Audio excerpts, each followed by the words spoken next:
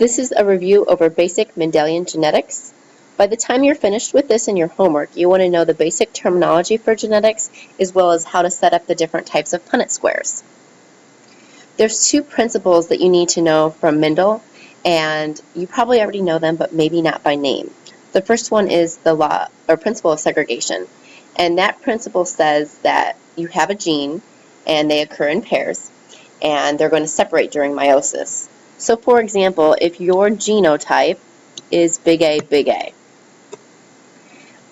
you're going to only give one of those genes to your offspring, while the only thing you can give to that offspring is a big A. If you were big A little a, so that's a heterozygous, then you could actually give a big A or a little a to your offspring. That's segregation. When you go into the principle of independent assortment, that's when you start talking about multiple genes.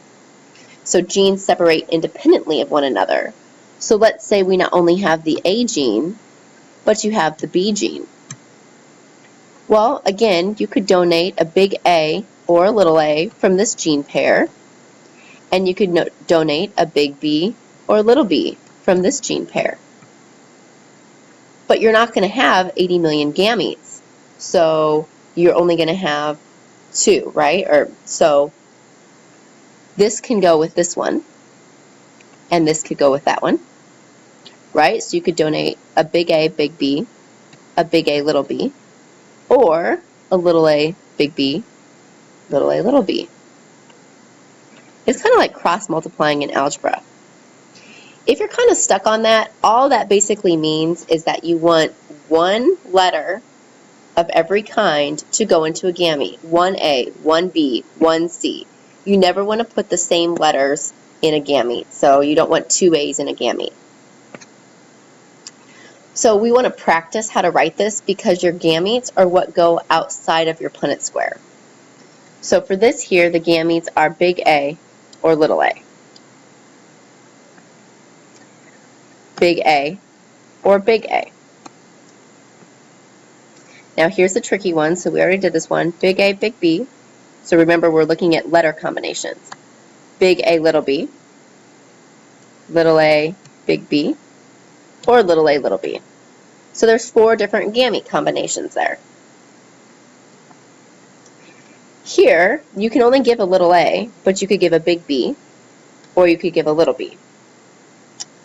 And if we get super complicated and we have 3 genes, remember, one of each letter goes into the gamete. So one of each letter goes into the gamete. So even though there's 3 genes there, I only have 2 different gametes. All right, so now let's talk about some terminology. Some words to review. Homozygous means the same. So big A would be homozygous, same. Little a, homozygous, same. Heterozygous, hetero, means different. So that would be big A, little a. Good. Now, dominant is when you have the big letters, and that's usually when the gene produces a protein. We'll get into that later. But so this would be a dominant genotype, and so would this one, because this gene is present, and so that means that it always will mask the recessive trait. And recessive is when you have the little genes only, okay? So one is not going to produce a protein over another. Okay? All right, so then we talk about setting up a Punnett square. Oh, before we go on. When you set up a Punnett square, be careful that you're not choosing letters that look the same as capital and lower cases. It just makes it hard to read your genotypes when you're finished. All right, so let's say, we're going to keep it really simple, but that you have, we'll do a tall plant that's heterozygous and a short plant. Okay, so this is the genotype, and then tall versus short, that's the phenotype. And so in order to set up this Punnett square, we look at the first parent and decide what gametes they can give. Oh, well, that parent can give a big T or a little t. All right, so the second parent is going to go along the side. So this parent here can give a little t or a little t. And then it's kind of like Battleship. You meet in the middle. So this big T is going to come down here.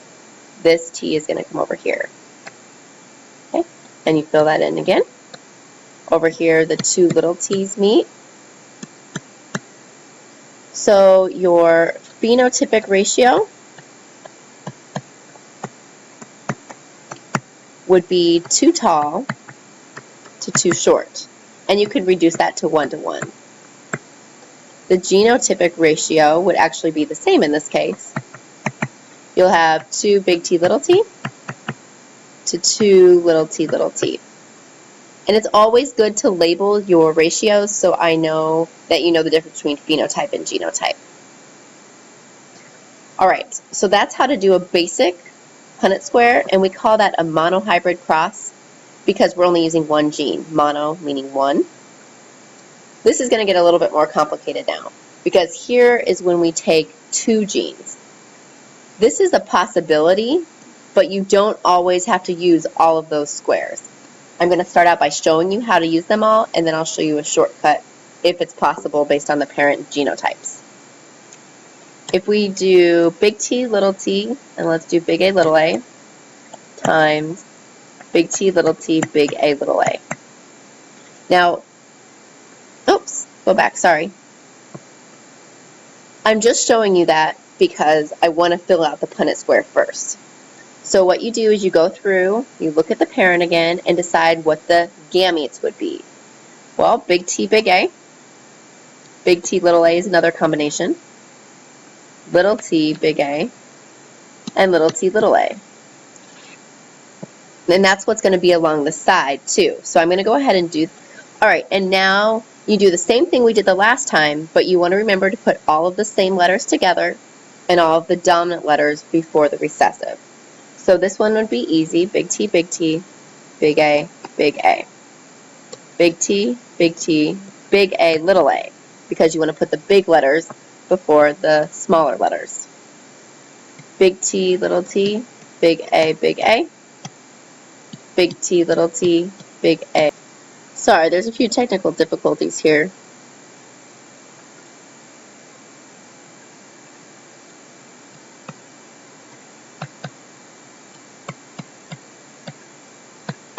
So again, you always put the like letters together, so T's together, A's together, and if there's a big letter, that always goes first.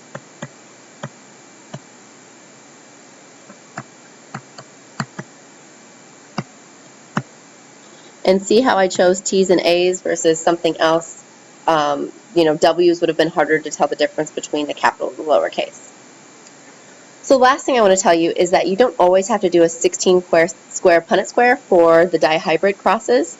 You can make it shorter depending on what your parent genotypes are. So if I had big T, big A, little a, times little t, little a, little a. Well, the parent genotypes here for the gametes are the same thing as we had last time. But here, there's only one gamete possibility, little t, little a. So yeah, I could do that row 4 times, but these 3 are all going to be the same, and my ratios will still be the same. So all I really need to do is fill out that first one, and that'll still come up with the same genotypic and phenotypic ratios. It would just be reduced already for you. That is it for now. Again, I will answer any questions you have on Monday. You can feel free to email or call me. Otherwise, have a great weekend, or hope you had a great weekend, and we'll see you on Monday.